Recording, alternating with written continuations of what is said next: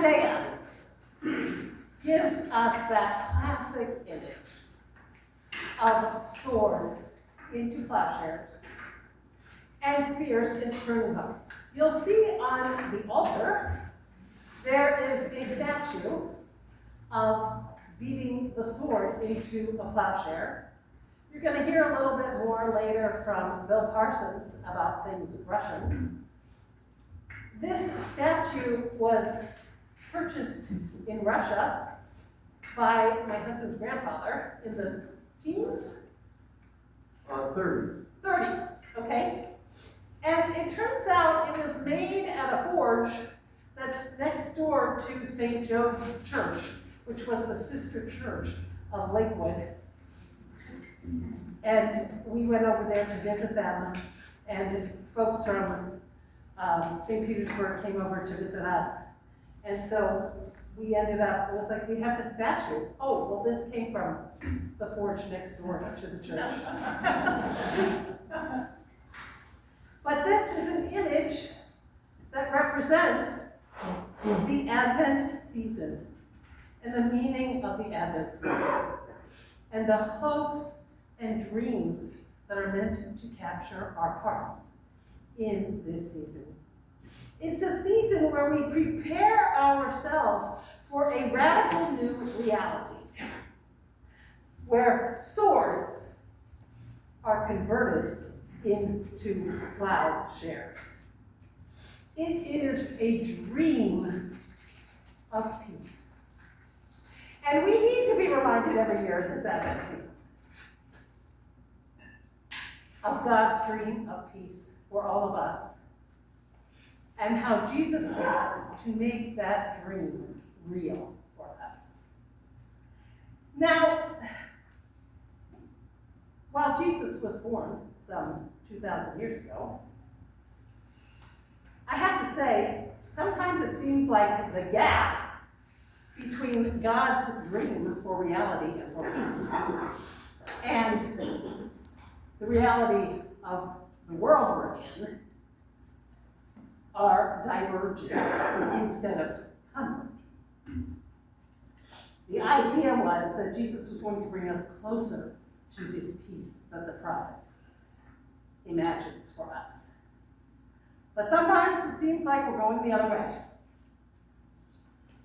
Now, it's interesting that they pair this Isaiah passage with the story from Matthew that's kind of turbulent. Some go, some don't go. They're eating and drinking, and then the floods come, and it's kind of chaotic. This Advent season, we're also looking at the Magnificat, the Song of Mary. And in that beautiful poem, we're told that the proud are scattered, the mighty are deposed from their throne, and the lowly are raised to high places. The hungry are filled with good things, and the rich are sent empty away. It is a drastic conversion of the reality we're in. So it's no wonder there's a gap between God's dream and our reality, and things are pretty chaotic. Now, this is a season to appreciate God's dream and to be honest with ourselves about the gap between God's dream for us, which is shared by Mary in the Magnificat, shared in the life and ministry of Jesus, and where we are in our world today. As I said, it seems like the gap is getting bigger. God's dream is that everyone is taken care of. Do you feel sometimes like we're moving further away from that? God's dream is that everyone has what they need. Doesn't seem that way today. God's dream is that we give our resources to building up society and caring for one another, not killing one another.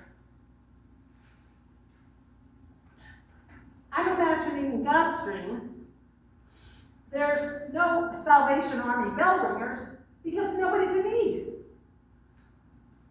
And there are no barrels in the grocery store to donate food because no one's hungry. Everyone's taken care of and provided for. Part of the reason that we don't live in that society and that the gap is so large is what we see in the statue. We are turning our plows into swords.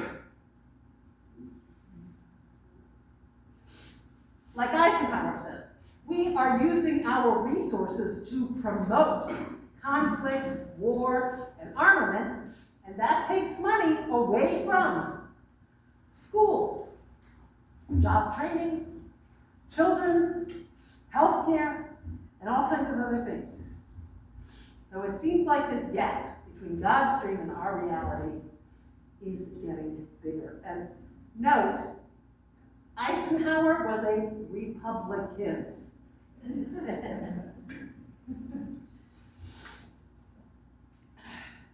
So when you think about your plans for this season, are any of you list makers?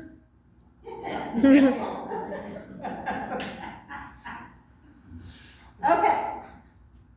Maybe you have a list of who you're going to send Christmas cards to and who you're going to send e-greetings to. Maybe you have a list of who you're going to buy gifts for, the kids' teachers, maybe the healthcare aid that is meaningful to you, grandchildren, friends, family. Maybe you have lists of the gifts you're getting for people. Maybe you have lists of the food you're going to prepare, those special Christmas treats for this time of year. I invite us to look at our lists and compare how we are preparing for Christmas with God's dream of peace.